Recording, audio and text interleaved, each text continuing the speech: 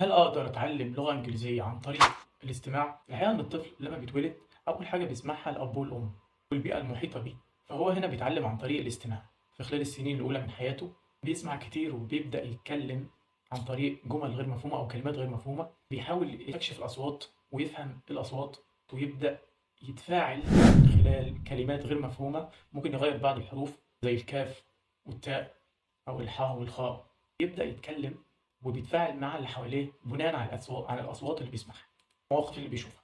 الاستماع يعتبر أهم عامل في حد بيتعلم لغة. تكون البداية الاستماع للأفلام ومشاهدة المواقف اللي اتقالت فيها الجمل بتبقى أفضل طريقة كأنك بتتعلم كطفل. في تعلم اللغة احنا مش في موقف أو احنا مش في بلد أجنبي علشان نتعلم اللغة، لكن ممكن توصل لنا عن طريق الأفلام والمسلسلات أو عن طريق البودكاست. فاحنا هنا بنربط اللغة بالموقف نفسه أو بالمشهد، وممكن نستخدم القراءة كعامل تاني في تعلم اللغة. فنيجي نتفرج على فيلم أو مسلسل أجنبي، هنا احنا بنكتسب اللغة عن طريق الاستماع ومشاهدة المواقف اللي اتقالت فيها الجمل. احنا هنا لما نيجي نتعلم لغة بنبقى زي الطفل، بنسمع بس مش فاهمين حاجة، بس بنربط الجمل اللي بنسمعها بالمواقف اللي اتقالت فيها. زي ما اتعلمنا اللغة الأم، اللغة بتاعتنا. هنا الطفل بيربط الجملة بالموقف اللي اتقالت فيه وبيستخدمها في نفس الموقف. فكل اللي عليك كمتعلم للغة تربط الجملة بالموقف اللي اتقالت فيه. في البداية مش لازم نفهم كل حاجة، بس نعرف إن الاستماع يعتبر العامل الأساسي في تعلم اللغة.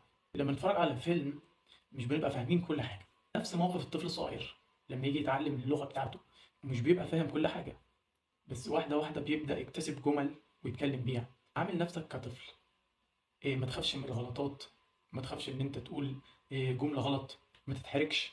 الفرق بيننا وبين الطفل ان الكبير بيتحرج يتكلم وبيخاف من الانتقاد، هنا بيبدأ يحبط ويتراجع عن ان هو يتعلم اللغة.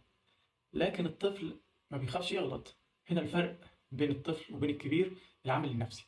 ما تخافش وعامل نفسك كطفل، ما تخافش من الانتقادات.